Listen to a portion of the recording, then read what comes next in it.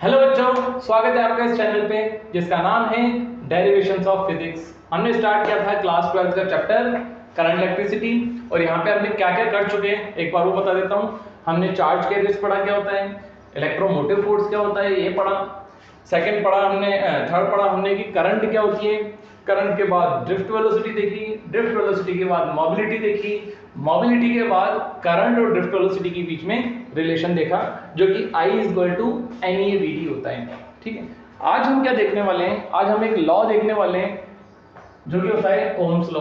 Ohm's law normally बच्चों potential difference and current के बीच में एक रिलेशन है। अब ये ओम्स लॉ होता क्या है, तो according to Ohm's law, Ohm's law potential difference across a conductor. बच्चों सपोज करते हैं कि कोई एक कंडक्टर है, अगर इस कंडक्टर को अगर आप बैटरी से कनेक्ट करोगे तो बैटरी का कुछ ना कुछ ईएमएफ होगा। ठीक है, ईएमएफ मतलब कि maximum potential difference of the circuit. तो क्या ये सारा का सारा पोटेंशियल डिफरेंस इस कंडक्टर को मिल जाएगा, वो देखते हैं। जब हम सर्किट ऑन करेंगे तो यहां से करंट का फ्लो स्टार्ट हो जाएगा। करंट का फ्लो अगर स्टार्ट हो जाएगा तो कुछ ना कुछ पोटेंशियल डिफरेंस यहाँ पे होगा। अब ये पोटेंशियल डिफरेंस ये डायरेक्टली प्रोपोर्शनल करता है किसके, करंट के।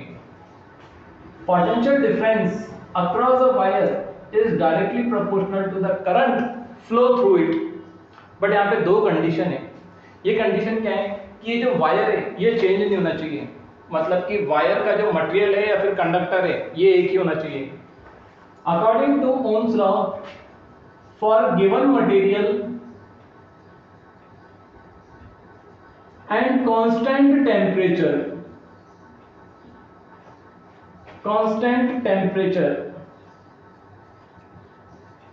potential difference across a conductor, इसको कंडक्टर बोलेंगे अब। Potential difference of conductor is directly proportional to current flow through it। Proportion का साइन हटाएंगे, एक कांस्टेंट लगेगा, इस कांस्टेंट को क्या बोलेंगे, रेजिस्टेंस। या फिर हम ऐसा भी देखें V/I जो है ये किसके इक्वल आएगा, R। और ये जो कंडीशन ली हमने मटेरियल एंड कांस्टेंट टेम्परेचर की, कांस्टेंट टेम्परेचर एंड मटेरियल के लिए R हमेशा कांस्टेंट होता है। मतलब कि आपने सपोज करो ये एक वायर ले लिया, इस वायर का एक्सपेरिमेंट कर रहे हैं हम इसी रूम में जिसका टेम्परेचर है 35 डिग्री सेंटीग्रेड और ये मटेरियल जो है वो कॉपर का है। अब इसमें मैं अलग अलग बैटरी कनेक्ट कर रहा हूँ, ठीक है, या फिर करंट फ्लो करा रहा हूँ, करंट की वैल्यू हर बार चेंज होती है तो कुछ ना कुछ पोटेंशियल डिफरेंस होगा इसके अक्रॉस। करंट चेंज होगी तो पोटेंशियल डिफरेंस भी क्या होगा, चेंज होगा। बट एक चीज हमेशा कांस्टेंट आएगी, क्या, R। मतलब कि V/I हमेशा कांस्टेंट आएगा, V और I का रेशियो कांस्टेंट आएगा और इस कांस्टेंट रेशियो को ही हम क्या बोलेंगे, रेजिस्टेंस।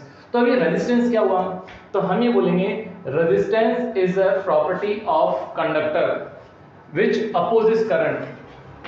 बच्चों पोटेंशियल डिफरेंस जो है वो दो चीजों का प्रोडक्ट होगा, रेजिस्टेंस और करंट का। अगर सपोज करो सर्किट में करंट ज्यादा है तो पोटेंशियल भी बढ़ेगा, रेजिस्टेंस क्या है, कांस्टेंट है। ठीक है, लेकिन अगर मैं पोटेंशियल को ही कांस्टेंट कर दूं कि पोटेंशियल इससे ज्यादा बढ़ेगा ही नहीं, तो करंट अगर बढ़ेगी तो रेजिस्टेंस क्या हो जाएगा, कम हो जाएगा। मतलब कि इन दोनों का प्रोडक्ट हमेशा ही क्या आएगा, कांस्टेंट आएगा। और अगर R कांस्टेंट है तो V/I का रेशियो हमेशा कांस्टेंट आएगा। हो सकता है कुछ कंफ्यूजन हो रहा हो, वापस से R एंड I का प्रोडक्ट हमेशा क्या रहेगा, V। अगर हम बैटरी चेंज नहीं कर रहे हैं और हम टेम्परेचर भी चेंज नहीं कर रहे हैं, कुछ भी चेंज नहीं कर रहे हैं, तो R और I का प्रोडक्ट हमेशा क्या आएगा, V। बट अगर हम V को चेंज कर रहे हैं, तो करंट भी क्या हो जाएगी, चेंज। या फिर करंट को अगर चेंज कर रहे हैं तो V भी क्या हो जाएगा, चेंज, गिवन मटेरियल के लिए और कांस्टेंट रूम टेम्परेचर पे। अब इसको अगर y एक्सिस पे ले लें और इसको x एक्सिस पे ले लें तो हम एक ग्राफ फॉर्म कर सकते हैं और ये क्या शो कर रहा है, स्लोप शो कर रहा है। रेजिस्टेंस अगर कांस्टेंट है तो स्लोप भी क्या होगा, कांस्टेंट, और कांस्टेंट स्लोप में हमेशा स्ट्रेट लाइन फॉर्म होती है। सो V एंड I के बीच में अगर ग्राफ फॉर्म करें तो हमेशा कैसे आएगी, स्ट्रेट लाइन, और ये स्ट्रेट लाइन क्या शो करेगी, रेजिस्टेंस को, जो कि क्या आ रहा है, कांस्टेंट। अब एक बार हम क्या करते हैं, अलग अलग वैल्यूज लेके देख लेते हैं एक बार।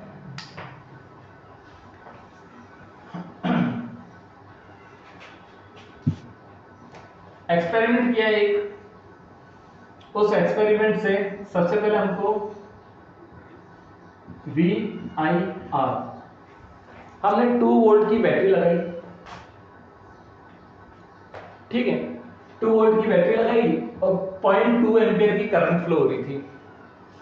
तो V बाई आई की वैल्यू कितनी आएगी, V बाई आई की वैल्यू आएगी 2/0.2, 2/0.2, 10, रेजिस्टेंस कितना आ गया, 10। अब क्या करते हैं, करंट की वैल्यू थोड़ी सी इंक्रीज कर दी, करंट की वैल्यू कर दी 0.3 एम्पियर। अब करंट की वैल्यू अगर चेंज कर दी तो क्या ये रेजिस्टेंस चेंज होगा, नहीं। अगर मटेरियल वही है, टेम्परेचर भी कांस्टेंट है, तो रेजिस्टेंस को उतना ही होना पड़ेगा, तो रेजिस्टेंस तो इस कंडीशन में 10 ही आएगा।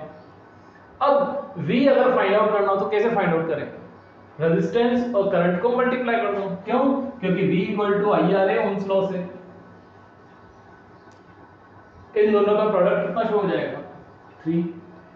मतलब करंट अगर इंक्रीज हुई तो पोटेंशियल भी क्या होगा, इंक्रीज होगा। सिमिलरली करंट को कर दिया 0.4, रेजिस्टेंस तो 10 ही रहेगा, तो इस केस में पोटेंशियल डिफरेंस 4 वोल्ट हो जाएगा। सिमिलरली यहाँ पे 0.5 करेंगे तो यहाँ 5 हो जाएगा, क्योंकि इधर प्रोडक्ट जो है वो 10 होना है।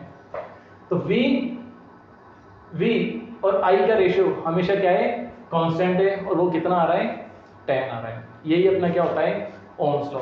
अब बच्चों ये V = IR आया कैसे, इसका हम एक लॉ भी देख ले, वेरिफिकेशन भी देख लेते हैं, वेरीफाई कर लेते हैं कि V = IR सही है या नहीं है।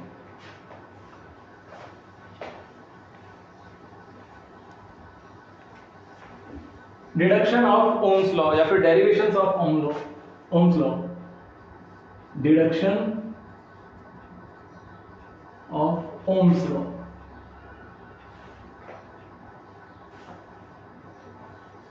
एक बार हम रिजल्ट देख लेते हैं कि हमको रिजल्ट लेके क्या आना है। हमको रिजल्ट ये लेके आना है VIR।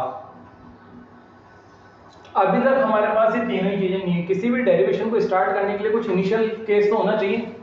इनिशियल केस हमारे पास करंट का है। करंट के अभी तक हमारे पास 2 फॉर्मूले आ चुके हैं। कौन सा, एक तो करंट =Q/T, और एक करंट आ चुकी है, current I NEAVD। I Q/T, एक तो ये फॉर्मूला आया, और एक I NEAVD, है ना। अब बच्चों क्या होता है, अगर मैं ये रिलेशन लूंगा तो यहां से मैं पोटेंशियल नहीं लेके आ पाऊंगा। क्यों, क्योंकि यहाँ पे ना इलेक्ट्रिक फील्ड है ना कुछ है, बट यहाँ ड्रिफ्ट वेलोसिटी है। ड्रिफ्ट वेलोसिटी से इलेक्ट्रिक फील्ड आ सकता है, और इलेक्ट्रिक फील्ड से क्या आ सकता है, पोटेंशियल। तो हम इस रिलेशन को यूज करते हैं, relation between current and drift velocity. Drift velocity जो कि होता है I NEAVD, ठीक है। I हमारा आ चुका है, अब लेके आना है V एंड R। तो यहां पे कहीं भी आपको ड्रिफ्ट वेलोसिटी दिख रहा है, नहीं दिख रहा ना, तो आप यहां से भी ड्रिफ्ट वेलोसिटी को हटाओ, और ड्रिफ्ट वेलोसिटी का फॉर्मूला होता है E/τ/m। यहाँ पे हम बता देते हैं कि हमने ड्रिफ्ट वेलोसिटी जो है क्या पुट किया है, E/τ/m। बच्चे यहाँ पे नेगेटिव साइन नहीं लिया है, क्यों, क्योंकि करंट कभी भी नेगेटिव नहीं होती है, करंट हमेशा कैसी होती है, पॉजिटिव। ये रिलेशन हमारा बन गया क्या, NE² E/2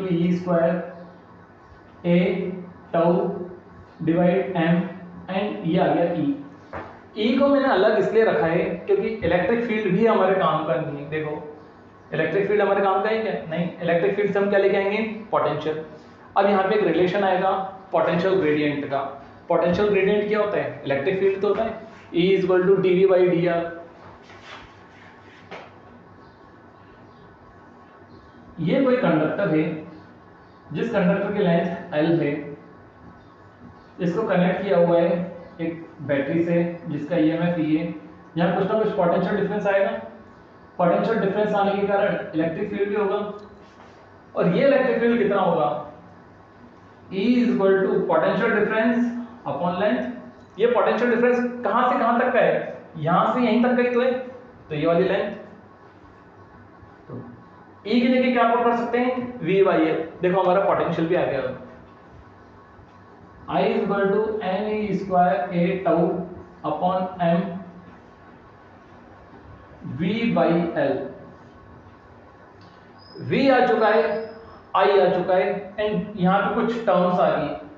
अब इन टर्म्स की भी अगर बात करें, पर जो V यहाँ पे अकेला है ना, तो इस डेरिवेशन में भी V को अकेला रखना पड़ेगा।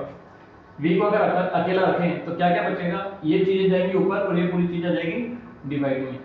तो हमारा आ जाएगा V equal to I ml divide NE square tau A। ये दोनों चीजें I के साथ गई, I ml, और डिवाइड में क्या आया? NE square tau A।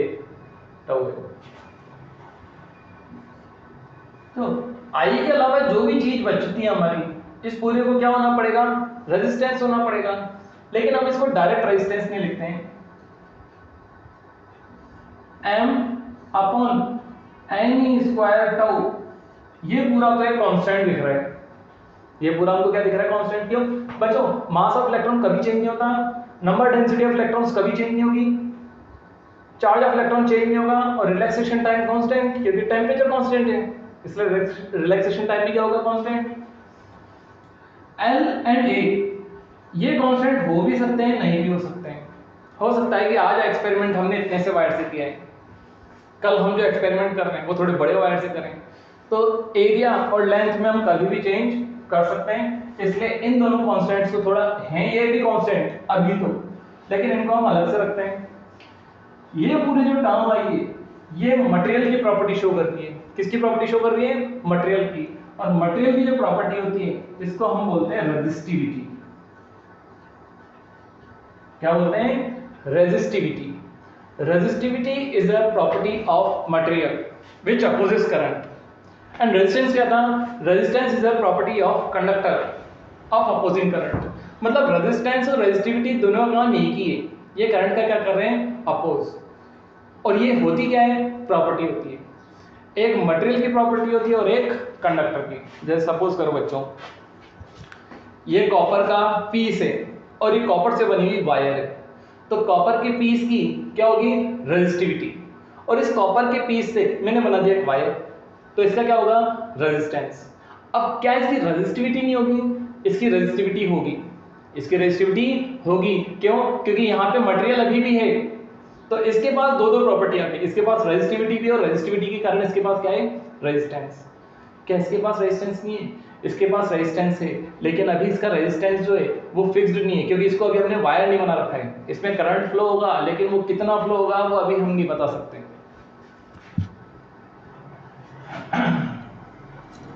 आगे बात करते हैं बच्चों।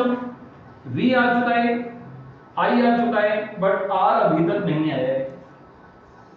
तो हम ये बोल सकते हैं I के अलावा जो भी चीज बचती है ये सारी चीज क्या है हमारी? ये सारी चीज है हमारा रेजिस्टेंस। A क्या है यहाँ पे? इस कंडक्टर का क्रॉस सेक्शन एरिया, इसको क्रॉस सेक्शन एरिया बोलेंगे। L क्या है? कंडक्टर की लेंथ। रो क्या है? कंडक्टर जिस मटेरियल से बना हुआ है उस मटेरियल की प्रॉपर्टी। तो V इक्वल टू क्या हो गया? IR। यही ओम्स लॉ का क्या है? वेरिफिकेशन है। ठीक है।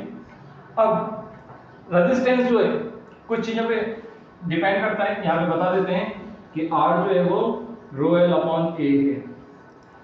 अब यहाँ पे हमारे पास बहुत सारे फॉर्मूले आ चुके हैं। कौन कौन से फॉर्मूले आ चुके हैं? एक तो रेजिस्टिविटी का फॉर्मूला आ चुका है, ρ equal to M upon NE square tau. एक रेजिस्टेंस का फॉर्मूला आ चुका है, R equal to ρL upon A। तो ये रेजिस्टेंस और रेजिस्टिविटी कैसे चेंज कर सकते हैं ये सारा हम पढ़ेंगे नेक्स्ट क्लास में। ओम्स लॉ को हम टोटल 2 पार्ट्स में पढ़ने वाले। एक तो आज हमने क्या किया कि ओम्स लॉ होता क्या है वो देखा, और ओम्स लॉ का वेरिफिकेशन किया, मतलब उसका डेरिवेशन करके प्रूफ किया V = IR। नेक्स्ट क्लास में हम देखने वाले हैं कि रेजिस्टेंस किस किस पे डिपेंड करता है एंड रेजिस्टिविटी किस किस पे डिपेंड करती है, बट वो नेक्स्ट क्लास में। आज की क्लास में इतना ही, ठीक है। थैंक यू बच्चों।